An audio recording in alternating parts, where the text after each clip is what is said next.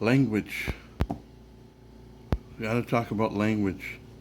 People don't use language properly, and then that's when miscommunication happens, right? Also, I think part of it is people use certain type of language specifically to manipulate. Um, for example, democracy. This is not a democracy. It was never a democracy. It was never supposed to be a democracy. It's nowhere near a democracy. But they keep saying it constantly, every day, every news channel, um, all the politicians, every day, democracy, democracy, democracy. And this is not a democracy. This is not even close to a democracy. So I've said it before, I'll say it one more time. In 507 BC, Athens, Greece, that was the first and last democracy to ever exist. How did it work? That's a great question. Thanks for asking. Um, there were no politicians. The politicians were basically fired. So they hired. There was 200,000 people, roughly, in Athens at the time. They hired 500 people, just like a normal job, to run the daily operations. It's running the ports, infrastructure, tax collection, so on and so forth. And they had one short term. Theirs was really short. It was a 1 year. It's a little too short, but that was it. 1 year, and then you were gone, and they hired somebody else, just like a regular job. They had no power at all to make law. Nothing. No power to make law. No power to go to war. No power to, build monuments, raise taxes. Nothing. All of that, all of it, had to go to the people. And that's why it's called democracy. Um, and so it was up to the people to go to war or not to go to war, raise taxes, lower taxes, whatever. Right? So here, people have this mindset because they've been brainwashed, basically because all our lives we're told this is democracy and this is how democracy works. It's not how democracy works. You don't vote for a person in democracy. Once you start voting for people, democracy is over. It's just not a democracy anymore. If it was, it's over. You don't vote for a person to then turn around and now be your leader and tell you what to do and when to do it, how to do it. That's bizarre. It's insane. Basically, you're voting for your dictator, and they're practically dictator. I mean, especially you look in California, they've pretty much been a dictatorship for decades. I'm from California, so I know. Uh, I back in late '80s, I think it was something like that, '89, in Los Angeles, they said, "Oh, this is infestation of fruit flies." Fruit flies in the city of Los Angeles? What are you talking about? And so, without talking to people, without explaining to people with any detail, just suddenly they just said, "We're going to start spraying with helicopters." I think it was 2 or 3 days a week, at night, at 9 o'clock at night, and and they said, take your pets inside, don't leave them outside, cover your car, because this melathion is what they were going to spray, can peel the paint off your car, and there's low level with Huey helicopters spraying this over the city. What the hell is this? For fruit flies? Who gives a fuck about fruit flies in Los Angeles? Right? But they did it. But then everybody was complaining like crazy, and so it didn't last long, a few weeks, and then they shut it down. But they just do it. Don't ask you. Well, that's not democracy. The government just can't if it's an actual democracy, the government can't just do something without asking you. And just at the last second, oh, by the way, no. Governor Brown, years back before he left office. He had said when he came in for his last term that he's going to be transparent, and any laws that they are ready to pass, he's going to give, so many days. He's going to tell everybody about it and give so many days to get feedback before they go ahead and approve the law. Of course, that never happened. And then the most egregious one was they raised sales tax on gasoline 12 cents, which is significant. And again, nobody knew anything. Just suddenly, the news came on and said, "Oh yeah, tomorrow your gasoline is going to go up 12 cents." Just like that. Like what? It was side. I mean, what do you call it? Flabbergasted. What's going on? What do you mean 12 cents? And then it wasn't going to stay at 12 cents. It was going to slowly go up to 19 cents.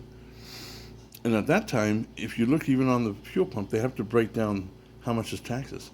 Well, at that time, I think it was, 6 years ago, something like that, 6, 7, 8 years ago. They had,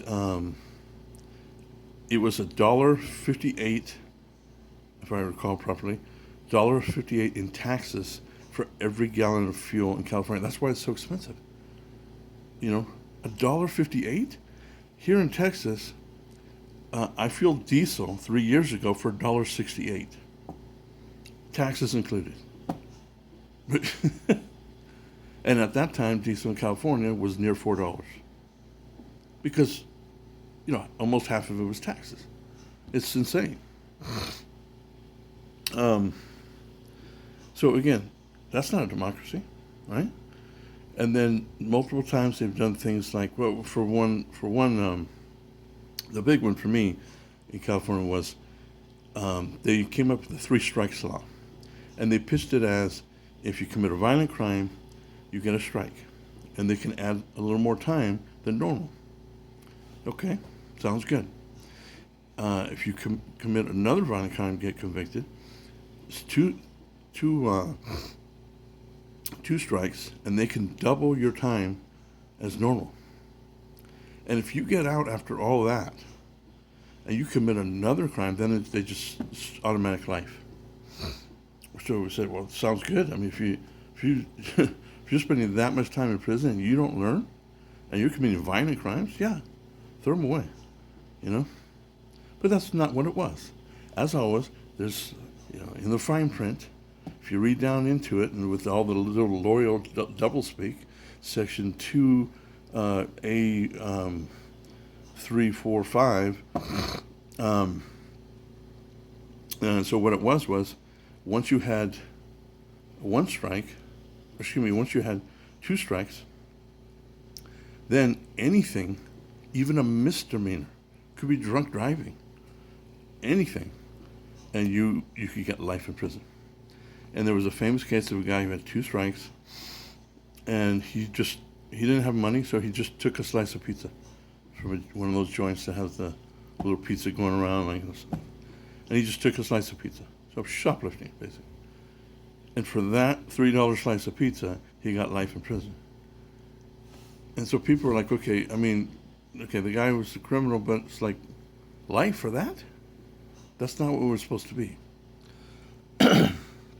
Also, they didn't tell you that, by the way, you could never have had a crime, been arrested ever in your life, and in one shot have 2 strikes. So, and they came up with a new law to add another one strikeable law, which is called terroristic threats. Ooh, oh my God, terroristic threats. Sounds crazy. No, what it was simply, if you're in an argument, you say, man, I'll kick your ass, I'm going to break your neck, man, I'll kick your, rip your head off, normal stuff, right? And then you get in a fight, and there's injuries on that person. Well, guess what? That is terroristic threats, plus the assault. Now you have 2 strikes. And now anything can put you in prison. So there's been people who, that happened to them, they didn't have any prior histories of violence, of, convictions. had got 2 strikes like that, and then while in prison got in a fight, and well, strike 3, life in prison. And it's like, wait a second, this is not what it's supposed to be. This is wrong. So people put together petitions. They got millions of signatures, put it back on the ballot, and we didn't want to get rid of the 3 strikes law. We just wanted to change this 3 strikes law to what it was supposed to be. And overwhelmingly, I think it's over 70% of the people voted yes to change it. And California said, nah, we're good. We're not going to change it. It's legal, so that's it. Done. And that's a democracy. No, it's not a democracy. That's a dictatorship. That's what California is. And that's what they want the rest of the country to be. Anyway, I went off on democracy a little too much, but my point is they use language to deceive you. But it's not always just to deceive you, but things like I hear all the time on the news, they say, oh, the suspect. Today you had a shooting, and the person, the shooter, was either killed themselves or maybe killed by police with a gun in the hand. So we know who it is. So they're no longer a suspect. Suspect means you're suspected of doing a crime. We're not 100% sure. You got to go through a court, throw evidence, and be convicted, or have someone, or if they confess, right? And so you'll have people confess, or you have people caught red-handed. Or like this person today, did the shooting, killed themselves, there they are laying with the gun in their hand. We know they did it, there's witnesses. 100%, that's the person. They're no longer the suspect, they're the assailant now, right? If they confess, they're no longer the suspect, they're the assailant.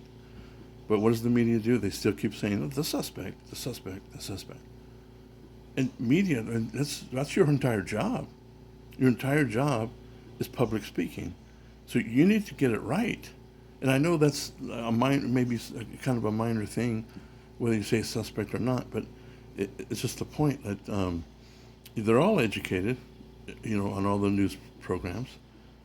So they understand that that's not actually correct term, but they still do it. Why? Because that's what's put up on the teleprompter, so they just read it. Right? And so it's important, though. Again, miscommunication comes from using, either not understanding the words that are being spoken, or someone's misrepresenting themselves with those words, or just you're using the wrong words in the wrong way, the words in the wrong way, and so then there's confusion and misunderstanding. And that's what politicians do and media do to confuse you and make you to manipulate you. I know that because I'm a master salesperson, and I can when I was in my sales zone, man, I could sell to anybody, and you use NLP, neuro-linguistic programming, and sales techniques to manipulate them, and you just subtle words in the right way with head nods and smiles and things like this, and you get people to buy. Sometimes they weren't even thinking about buying what you were selling. And there they go, they bought it. All the while thinking that it was their idea. They're happy about their purchase. But they didn't even want to buy it. I made them buy it at my price.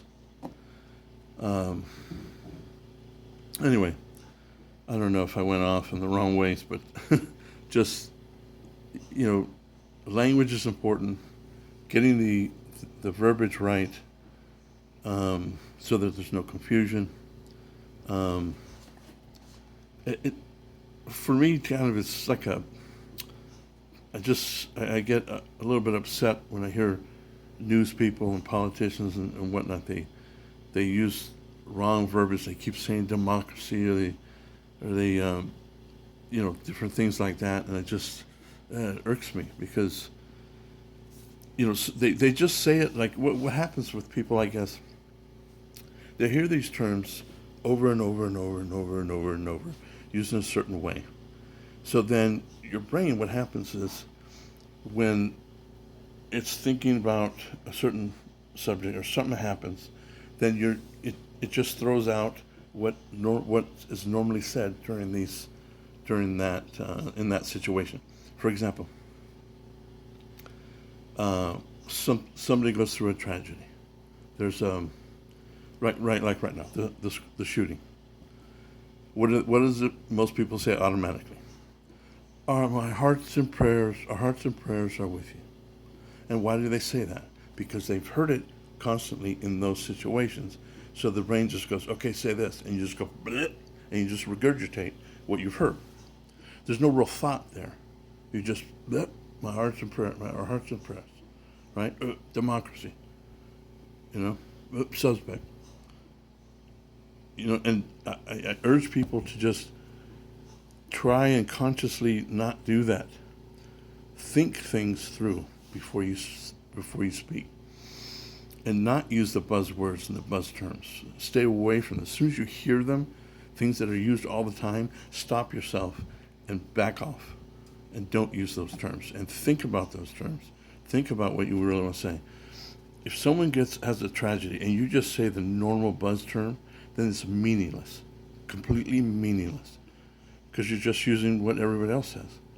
Our hearts and prayers. Bleh. No, it's meaningless. Don't even say it. It's like giving a gift during Christmas. It's meaningless. It's meaningless because you're just doing it because you're obligated, right? Give someone a gift when it's not Christmas, it's not their birthday, it's not anniversary time. That is the gift I want to get, because that means something. That means they were thinking about you when there was no obligation. Do you understand? Now, relate that into someone has a tragedy. It needs to come from the heart. It has to be real. Anyway, sometimes I kind of go off, so I hope that makes sense. So, thanks.